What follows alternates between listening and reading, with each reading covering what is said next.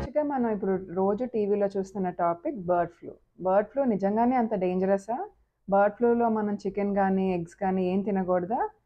దాని గురించి ఇవాళ తెలుసుకుందాం. నమస్తే, నా పేరు డాక్టర్ నవ్య.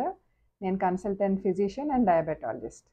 ఇప్పుడు మనం రోజు తరచుగా చూస్తున్న బర్డ్ ఫ్లూ అసలు ఏంటి? దానికి నిజంగానే అంత భయపడాల్సిన అవసరం ఉందా అంటే ఖచ్చితంగా లేదు అనే చెప్తాను. ఎందుకనంటే మనకి సీజన్ మారేటప్పుడు ఎలా అయితే జలుబు, దగ్గు, ఇన్‌ఫ్లుయెన్జా వైరస్ మూలంగా వస్తదో, కొన్ని రకాలైన ఈ సిమిలర్ వైరస్ బర్డ్స్‌లో వచ్చినప్పుడు మనం దాన్ని బర్డ్ ఫ్లూ అంటారు. బర్డ్స్‌కి వచ్చే ఇన్‌ఫ్లుయెన్జా వైరస్.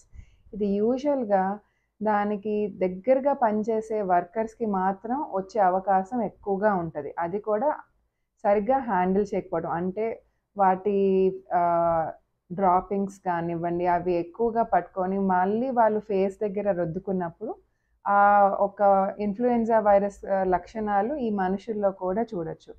ఇప్పటిదాకా ఆ మనిషి నుంచి ఇంకొక మనిషికి డైరెక్ట్‌గా బర్డ్ ఫ్లూ అనే కేసులు మనం ఎక్కడా చూడలేదు. సో, ఈ బర్డ్ ఫ్లూ వైరస్ అనేది చాలా వర్సటైల్. అంటే ఎక్కువ హీట్‌ని అది తట్టుకోలేదు.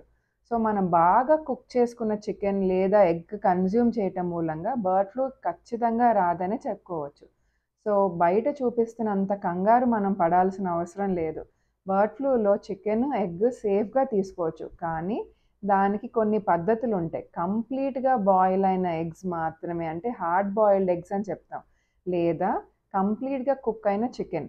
మనం ప్రెషర్ కుక్ చేసిన చికెన్ గానీ, బాగా ఫ్రై చేసుకున్న చికెన్ గానీ మాత్రమే సేఫ్‌గా మనం బర్డ్ ఫ్లూలో కన్జ్యూమ్ చేయొచ్చు.